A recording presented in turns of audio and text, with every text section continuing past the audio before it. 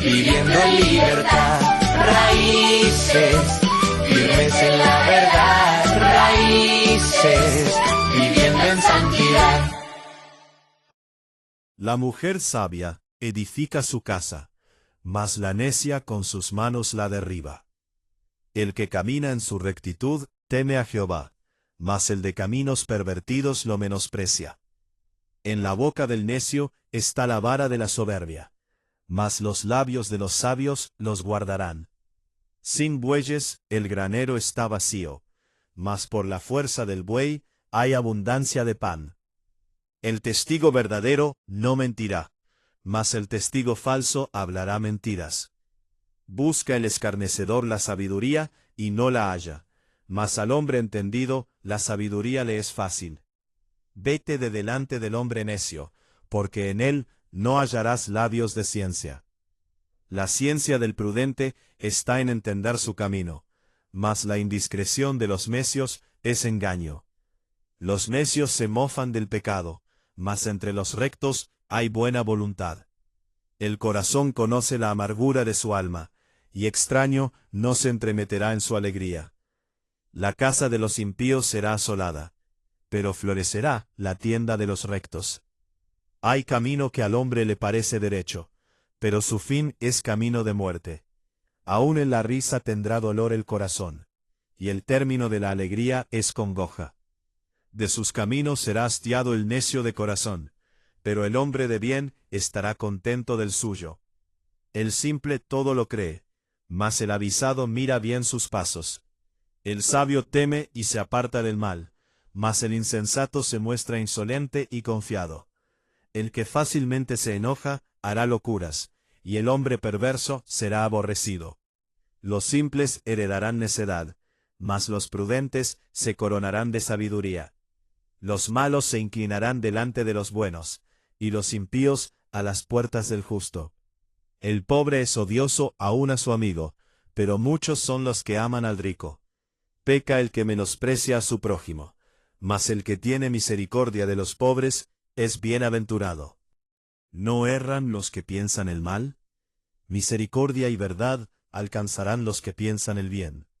En toda labor hay fruto, mas las vanas palabras de los labios empobrecen. Las riquezas de los sabios son su corona, pero la insensatez de los necios es infatuación. El testigo verdadero libra las almas, mas el engañoso hablará mentiras. En el temor de Jehová está la fuerte confianza, y esperanza tendrán sus hijos. El temor de Jehová es manantial de vida para apartarse de los lazos de la muerte. En la multitud del pueblo está la gloria del rey, y en la falta de pueblo la debilidad del príncipe. El que tarda en airarse es grande de entendimiento, mas el que es impaciente de espíritu enaltece la necedad. El corazón apacible es vida de la carne, mas la envidia es carcoma de los huesos. El que oprime al pobre afrenta a su hacedor, mas el que tiene misericordia del pobre lo honra.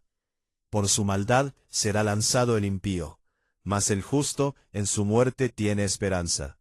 En el corazón del prudente reposa la sabiduría, pero no es conocida en medio de los necios. La justicia engrandece a la nación, mas el pecado es afrenta de las naciones. La benevolencia del rey es para con el servidor entendido. Dios les bendiga, mis hermanos. Bienvenidos a su tiempo devocional Raíces. Hoy vamos a estar estudiando el capítulo 14 de Proverbios. Este pasaje comienza por hacer una comparación entre los necios y los justos. Si lo ordenamos, podemos ver un cuadro de los paralelismos que se usan entre estos primeros 9 versículos, que nos describen una actitud y luego el resultado de tener esa actitud. Nos habla, en primer lugar, de la sabiduría versus la necedad. La sabiduría edifica, la necedad destruye. Nos habla también del recto versus el pervertido. El recto respeta, el pervertido menosprecia. sigue diciendo acerca de la soberbia versus la humildad. La soberbia va a traer castigo. La humildad más bien trae protección. También nombra el vacío versus la abundancia. El vacío es hambre, la abundancia es alimento. Sigue diciendo acerca del testigo verdadero y el testigo falso. El testigo verdadero es honesto, pero del testigo falso solo sale mentiras. Sigue hablándonos también acerca del escarnecedor versus al entendido. El escarnecedor es ignorante. El entendido tiene conocimiento. Nos habla acerca también de el ciego y el sagaz. El ciego es indiscreto. El sagaz es prudente. Y finalmente nos habla de los necios, los compara a los necios con respecto a los rectos. El necio se burla, pero los rectos respetan. Del verso 10 en adelante vamos a ver cómo el judío, al no tener los recursos científicos y herramientas de estudio que tenemos el día de hoy, describe el corazón como el asiento de la voluntad. Y en la Biblia se describe hasta los riñones y el estómago como el asiento de las emociones. En la Biblia el corazón se describe como el centro interior de la persona, tanto así que domina la mente y la voluntad. Gracias a la ciencia y el conocimiento que Dios ha dado al hombre, ahora entendemos que el corazón sigue siendo un órgano indispensable para la vida y se ve afectado por lo que sentimos, pero está dominado por el cerebro, donde está nuestra mente. Y esa es la que genera toda la producción de impulsos y hormonas que nos hace sentir los que el escritor describe más adelante, cuando habla de que sentimos amargura de alma, alegría, risa, congoja, satisfacción. Este concepto lo podemos ver un poco más claro en el Nuevo Testamento, donde el apóstol Pablo nos insta a renovar nuestro entendimiento, pues tenemos la mente de Cristo. Esta explicación obviamente no le quita importancia a lo que el proverbista quiere enseñarnos en el verso 10 acerca de lo que cada uno sufre internamente y el esfuerzo que también cada uno hace, según el verso 13, tratando de ocultar con risas el dolor y el sufrimiento que se pueda sentir. Los versos del 12 y 14 al 19 tocan el tema de la toma de decisiones. Y es bastante claro el proverbio del verso 12 que dice: hay caminos que al hombre le parecen derechos, pero su fin es camino de muerte.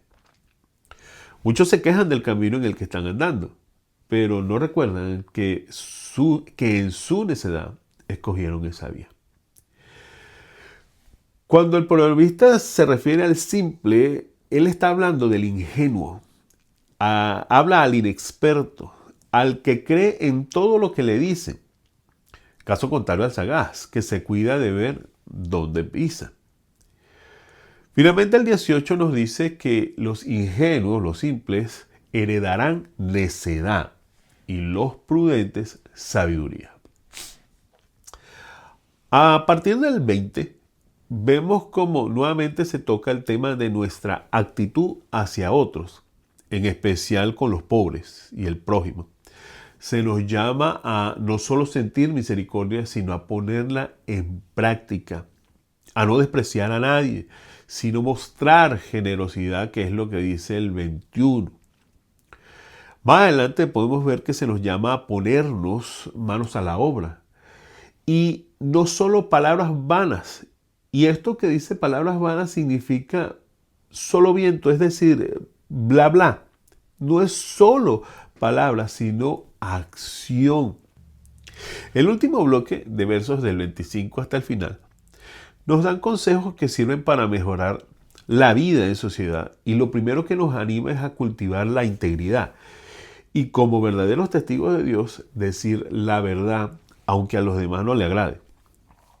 Otra clave de la que se habla aquí es la de depender de Dios plenamente, no en nuestras propias fuerzas. Una verdadera forma de mostrar devoción a Dios es utilizar nuestras fuerzas para aferrarnos a Dios mismo. Sigue diciendo que mientras más grande sea el pueblo, quiere decir que su gobernante está haciendo bien su trabajo. Una nación se hace grande porque trabaja en pro de ello, porque se esfuerza.